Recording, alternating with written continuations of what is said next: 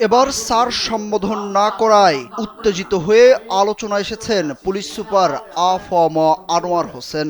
তার অফিসে গিয়ে সাক্ষাৎ করার সময় গণ অধিকার পরিষদের এক নেতাকে গলা ধাক্কা দিয়ে বের করে দেওয়ারও হুমকি দেন তিনি। এসপি আনোয়ার হোসেনের প্রায় 6.5 মিনিটের উত্তেজিত হওয়ার একটি ভিডিও সামাজিক যোগাযোগ মাধ্যমে ভাইরাল হয়েছে। আমি ফোন দিয়ে কি বলছি, আসসালামু আলাইকুম এসপি সাহেব, আমি নিশ্চিত হতে যাচ্ছি। আসসালামু আলাইকুম এসপি সাহেব, হোয়াট ইজ দ্যাট? ভাইরাল ওই ভিডিওতে দেখা গেছে পুলিশ সুপারের রুমে গণ অধিকার পরিষদের নেতাকর্মীরা সোফায় বসে আছেন। এ সময় পুলিশ সুপার আ.ফ.ম. আনোয়ার হোসেনের সঙ্গে একজন কথা বললে তিনি উত্তেজিত হয়ে কথা বলতে থাকেন। জেনেক্সে শিফট করো, লাইফকে লিফট করো। চিৎকার করে নানাভাবে অপমানিত করতে থাকেন তাকে। এ সময় অফিস থেকে বের হয়ে যাওয়ার জন্য বলেন ওই নেতাকে।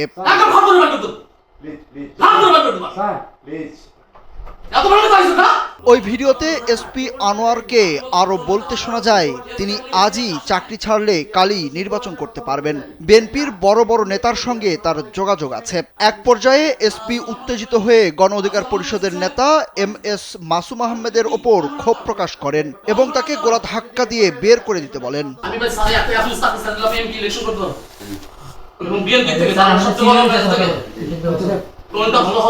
উত্তেজিত আ.ফ.ম. আনোয়ার হোসেন সুনামগঞ্জের পুলিশ সুপার। বুধবার বিকেলে গণ অধিকার পরিষদের নেতৃবৃন্দ তার অফিসে গিয়ে সাক্ষাৎ করার সময় এই ঘটনা ঘটে। যুব অধিকার পরিষদের সাবেক সভাপতি মুজাহিদ আলী খোকন জানান 2023 সালে গণ অধিকার পরিষদের নেতাদের ওপর হামলা করে ছাত্রলীগ। এ বিষয়ে পুলিশ সুপার কার্যালয়ে মামলা সংক্রান্ত বিষয়ে কথা বলতে যান তারা।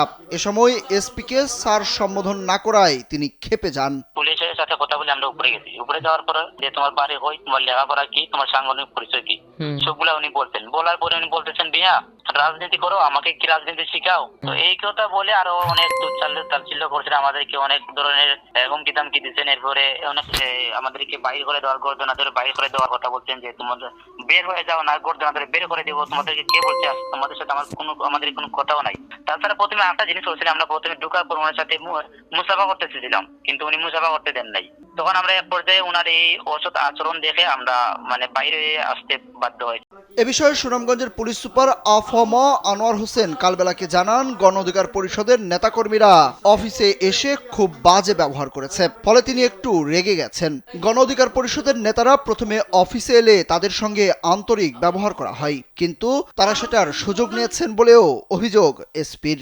ভারত হলো এমপি সাহেব, এটা কেন করলেন না, ওইটা কেন হলো না, এটা কেমন কথা? মানে এই যে উদ্যোক্তপূর্ণ আচরণ। প্রথমে তো আপনি বলছিলেন তোমাদের তখন আপনাদের কথা বলতে স্বাধীন হওয়া গিয়ে একটু ইয়ে হওয়া যেতে বুঝা যেটা স্পেশিয়াল, আপনি তো সম্মান দিতে হবে। কিন্তু সে তারা আপনাকে কি তার বলে রাখতে হবে না, কি বলে রাখবো বলেন?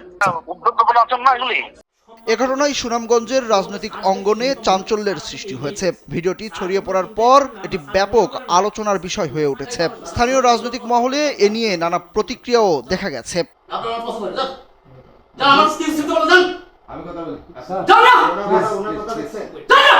সুরুজ আহমেদ, কালবেলা।